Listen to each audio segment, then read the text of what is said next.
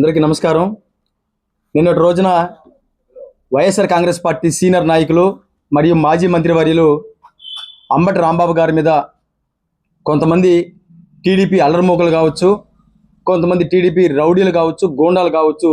చేసిన దాడి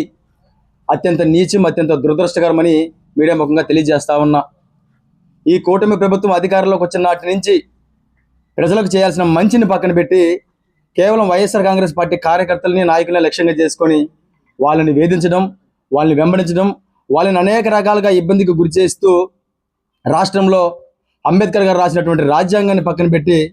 red book రాజ్యాంగంతో పాలన సాగిస్తున్నారు అని చెప్పడానికి నిన్న జరిగినటువంటి అంబటి రాంబాబు గారి మీద జరిగినటువంటి దాడి ఒక నిదర్శనం తెలియజేస్తా ఉన్నా. గతంలో ఇదే కూటమి ప్రభుత్వం సంబంధించిన నాయకులు తిరుమల తిరుపతి దేవస్థానం సంబంధించిన ఆ దేవదేవుని లడ్డు ప్రసాదం గురించి కొన్ని నిరాధారమైన ఆరోపణలు చేస్తే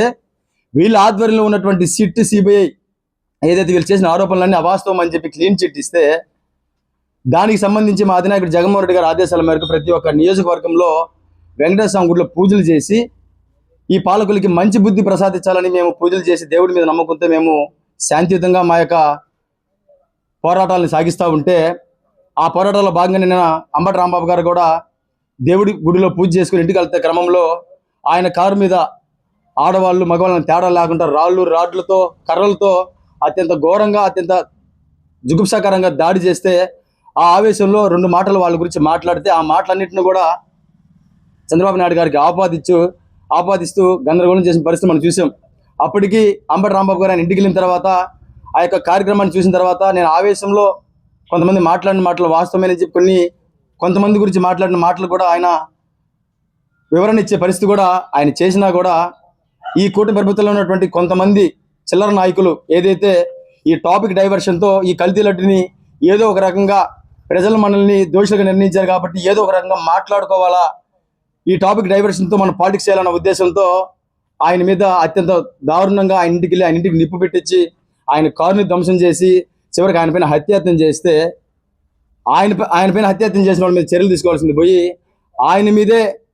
కేసులు పెట్టి ఈరోజు అక్రమంగా ఆయన అరెస్ట్ చేసిన తీరు చూస్తూ ఉంటే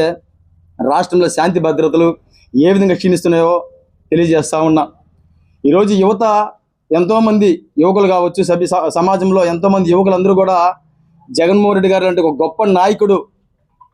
అడుగుజాడల్లో నడుస్తూ రాజకీయాల్లో ఆయన అటువంటి చరిష్మను నమ్ముకుంటూ రాజకీయాల్లోకి రావాలని ఆలోచనతో అడుగులు ముందుకేస్తూ ఉంటే ఈరోజు ఈ కూటమి ప్రభుత్వం నాయకులు సాగిస్తున్నటువంటి దమనకాండ చూస్తూ ఉంటే రాష్ట్రంలో శాంతి భద్రత ఎంత దారుణమైన పరిస్థితులు ఉన్నాయో తెలియజేస్తా ఉన్నా. ఏ యువకుడు కూడా కొట్టడానికో, కొట్టించడానికో, చావడానికో, చంపుకోవడానికో రాజకీయాలకు రారు. ప్రజలకు ఎంతో కొంత మేలు చేయాలనే ఆలోచనతోనే రాజకీయాలకు వస్తూ ఉన్నారు. కానీ ఈ 2 సంవత్సరాల కాలంలో కూటమి ప్రభుత్వ పాలన చూస్తే దాడులు, ప్రతిదాడులతోనే ఈ కాలం వెలిపిస్తా ఉందని తెలియజేస్తా ఉన్నా. ఈ చిన్న స్థాయి నాయకులు, తెలుగుదేశం పార్టీ నాయకులు ఏదైతే ఉన్నారో వీళ్ళందరూ కూడా తెలుగుదేశం పార్టీ జీవితాంతం అధికారంలో ఉంటుందనే భ్రమలో ఉన్నట్టున్నారు. కానీ ఖచ్చితంగా రాబోయే రోజుల్లో ఈ కూటమి ప్రభుత్వం రెడ్ బుక్ రాజ్యాంగం ఏదైతే పాలన సాగిస్తూ ఉందో ఈ రెడ్ బుక్ రాజ్యాంగాన్ని అంతమొదించే పనిలో కూడా ప్రజలు ఉన్నారనే సంగతి గుర్తుపెట్టుకోవాలని తెలియజేస్తా ఉన్నా. రేపు మా రోజు వచ్చిన రోజు, రేపు నిజంగా మేము దాడులు చేయాల్సిన పరిస్థితి వస్తే, మీరు చేసిన చర్యలకి మేము ప్రతిచర్య చేయాల్సిన పరిస్థితి వస్తే మీరు బ్రతిమాలినా, మీరు చింతించినా వదిలే ప్రసక్తే ఉండదు. వీళ్ళకి అంటగాగుతున్నటువంటి అధికారులు కూడా ఖచ్చితంగా ఇబ్బందులు పాలయ్యే పరిస్థితులు కూడా ఉన్నాయని తెలియజేస్తా ఉన్నా. ఖచ్చితంగా ఏదైతే ఈ రాష్ట్రంలో ఈ రెడ్ బుక్ రాజ్యాంగంతో పాలన సాగిస్తూ ఉన్నారో ఈ రెడ్ బుక్ రాజ్యాంగానికి భయపడే పరిస్థితులు వైఎస్ఆర్ కాంగ్రెస్ పార్టీ కార్యకర్తలకు, నాయకులు లేవని తెలియజేస్తా ఉన్నా. ఎన్ని దాడులు చేసినా, మీరు ఎన్ని చేసినా సరే ప్రజల పక్షాన పోరాటం చేయడానికి, మిమ్మల్ని ప్రశ్నించడానికి వైఎస్ఆర్ కాంగ్రెస్ పార్టీ కార్యకర్తల, నాయకులందరూ మేము అండగా ఉంటామని, రాబోయే రోజుల్లో మా అధినాయకుల ఆదేశాలతో మరింత ఉధృతంగా కూడా మీ యొక్క ఆగడాలను అరికట్టే విషయంలో మేము ఎక్కడ రాజీ పడే ప్రసక్తే ఉండదని తెలియజేసుకుంటూ నిన్న జరిగినటువంటి అంబటి